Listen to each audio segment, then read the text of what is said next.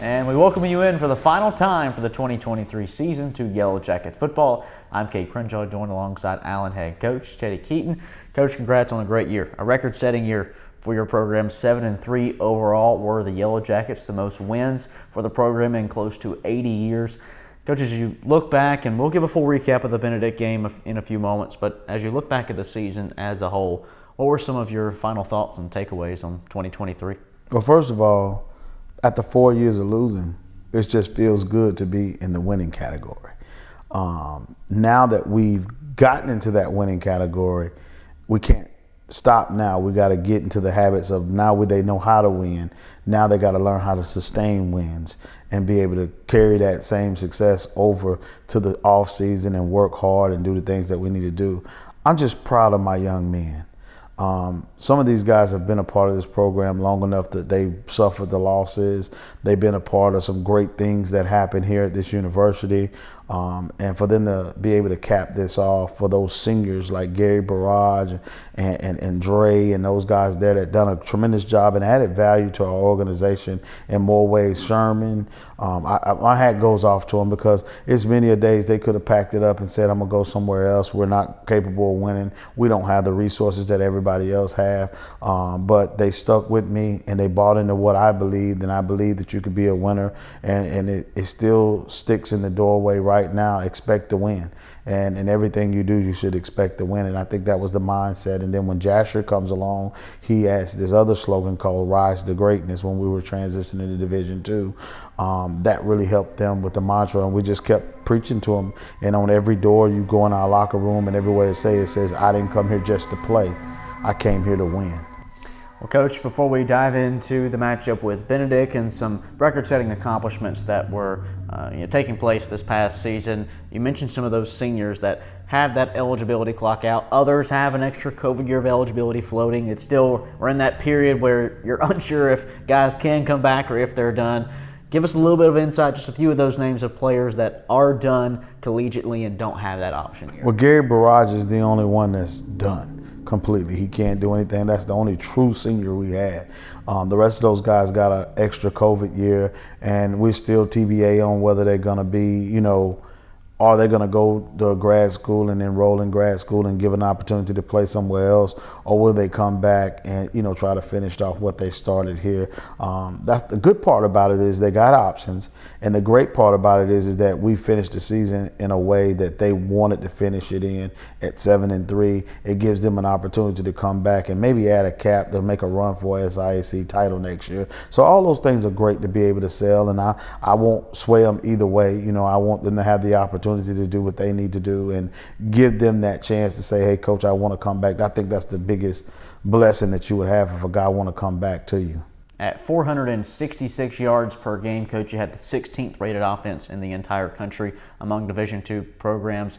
And you go into what produced so much success this year. The offense increased by 10 points per game. The defense allowed less than 10 points per game from last year's total, from 36 down to 26 this year.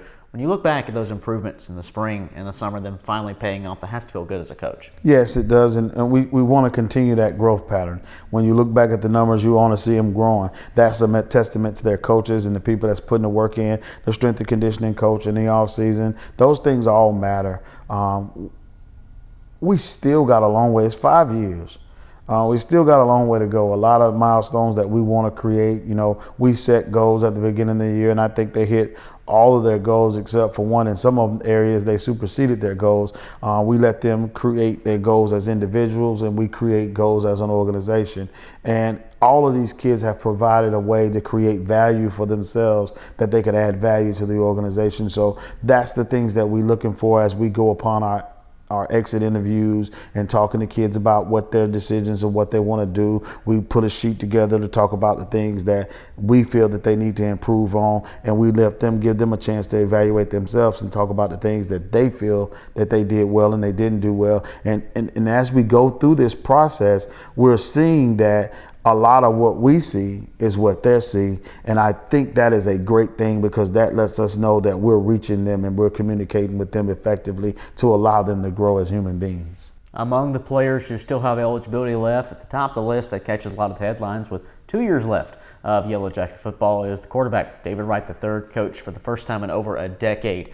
David is the first SIAC quarterback to throw for 3,000 yards in a season. He finishes with just over 3,100.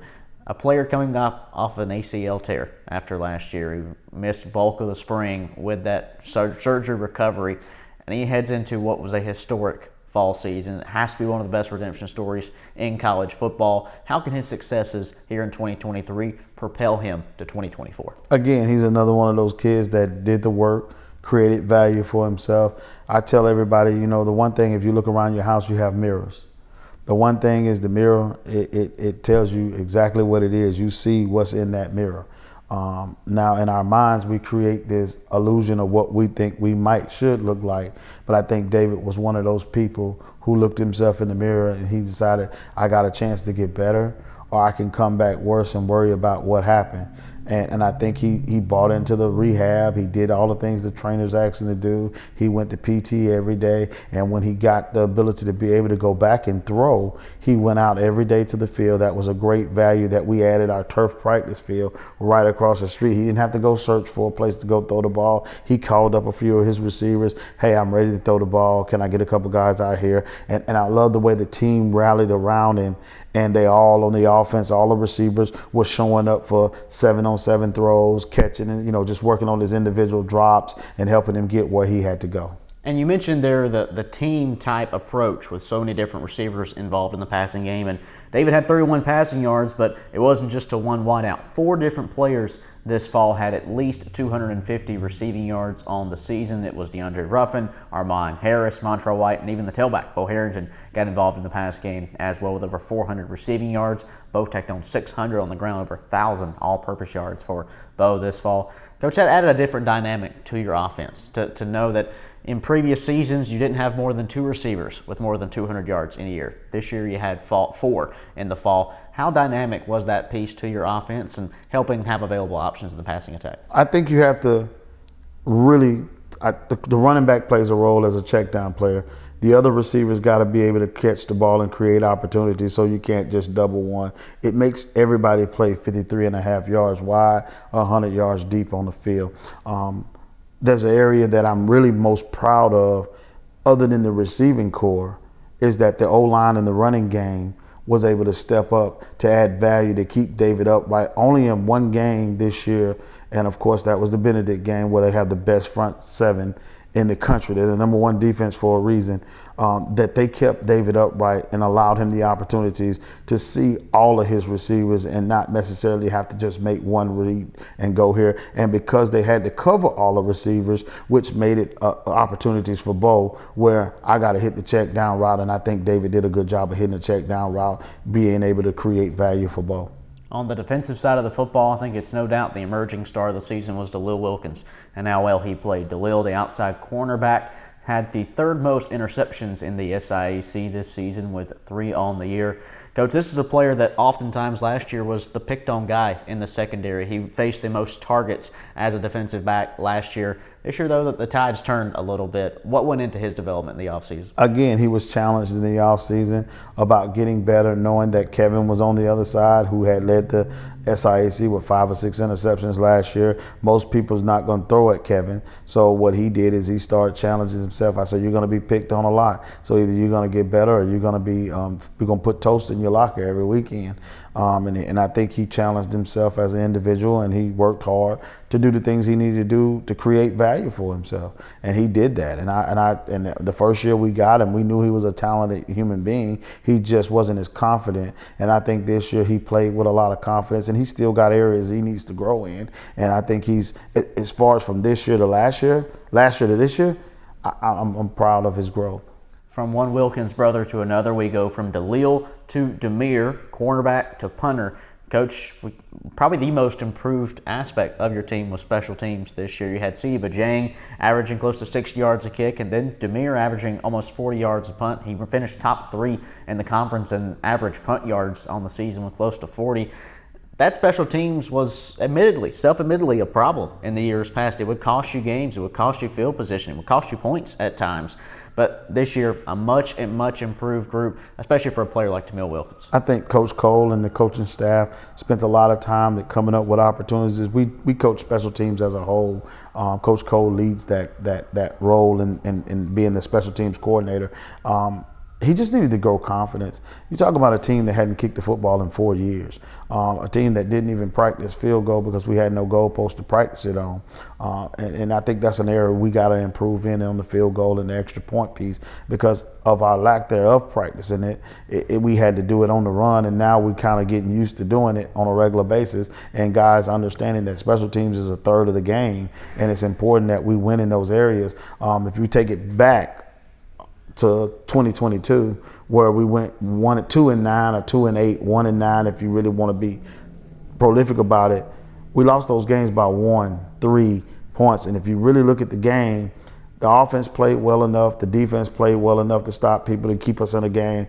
But when the special teams come up, you give a team a half a field, you punt the ball, you get it snapped over your head, he gets a punt blocked. He gets, certain things happen. This year, those mistakes went away. We played football on a 100-yard field instead of a 50-yard field, and it gave us opportunities to be able to make them have to do the pressure that we had of driving the ball and having to score every time. As we bring the 2023 season to a close, Coach, I know it doesn't always leave a good taste in your mouth when you drop the final game of the season. The final score to Benedict, 37-9 this past Saturday. As you look back on that game, you mentioned on last week's show that with as talented of a team as Benedict is, you could not make mistakes against the Tigers, and 6 turnovers was just something that cost you in the game. 21 points were spotted to Benedict through that process that would have made the game a lot closer than it was. When you take a look back at last Saturday's battle for Taylor Street, what were some of your takeaways? My takeaways were, just as always, I tell them all the time, we can't make those mistakes against winning programs. If you look at the losses that we took this year, they were all a championship caliber program, the top end of the conference. And I tell my kids, if you want to beat those guys, you got to play complete football games. And we didn't do a good job of executing at a high level. We spotted them 21 points right off the bat. In the same identical way against Fort Valley, we spot them 21 points right off the bat. So it's hard and difficult to come back against good teams to be down 21 points and still try to fight your way back in the games, because they're going to execute at a high level. They're not going to make the mistakes. They're going to play with a tremendous amount of self-discipline. And those are the things that we're trying to instill in our team on, as I alluded to earlier. We're in the winning category now. Now we got to teach ourselves how to sustain those wins, and we also got to teach a team how to be a championship caliber program.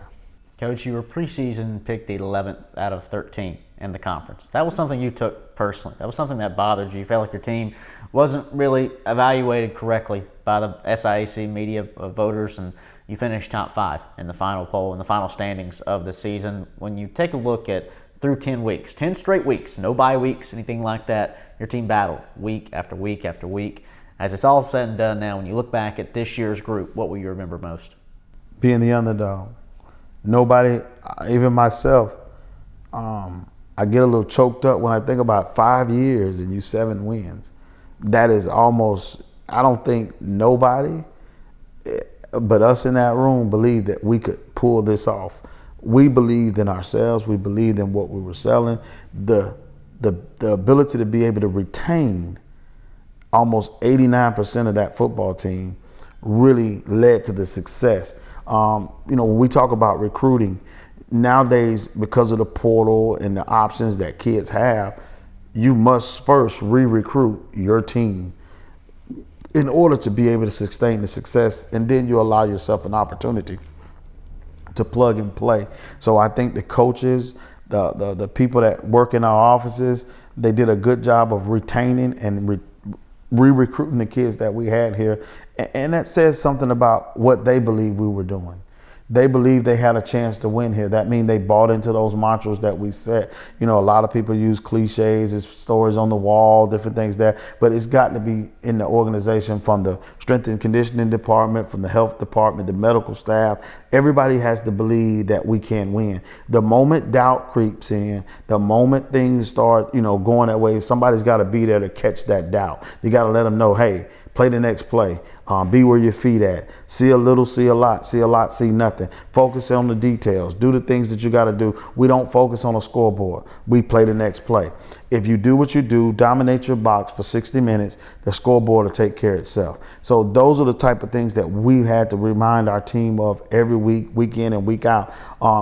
Championships are won in January, February, March, April, May, June. That's when you win, when there's no lights on, the whole nine. You can tell how good a team's going to be by the time you get through winter workouts and get them where they got to go, and how much work and how much investment they're going to put in themselves. So I'm very proud of the investments of the team, the players, the individuals, and the same investment that went from the coaches, which allowed us to have the type of success that we were able to create for ourselves on the football field.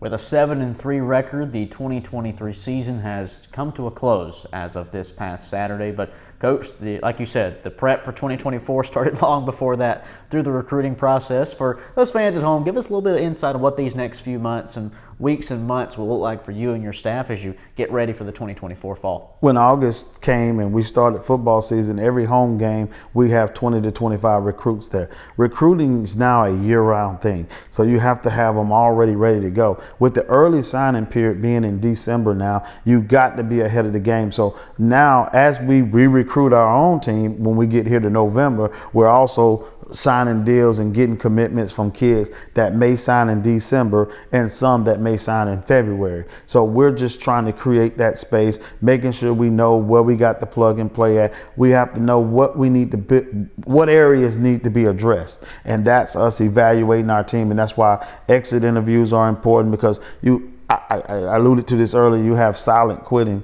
You know, some people you think that's in there with you and they're just looking for a loophole to get out. We want to be able to identify those people that we don't find out after signing day, or when we come back in January, these people just miraculously disappeared on us, and now we haven't even looked at it or evaluated a kid to play maybe as a starter or a backup. So it's a job. I mean, I think college football now has become a year-round process, with July being the only month you really can take a break and mentally get ready, and then you right back in camp in August again.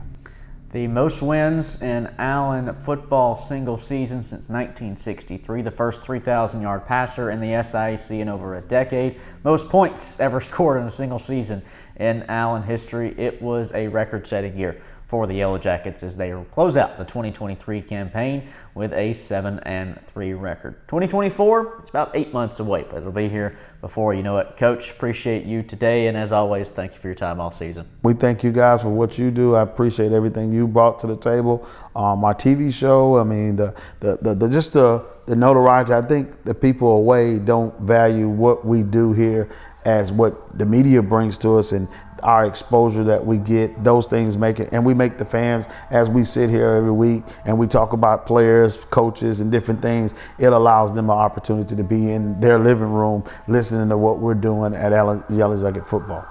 He's Teddy Keaton, Allen head football coach. I'm Kate Crenshaw. We appreciate you making us a part of your fall here in 2023. We'll take about an 8-month break and be back with you next September for yet another year of Yellow Jacket football, as Allen, like Coach said, looks to keep their winning ways on track. Until next time, we'll see you then.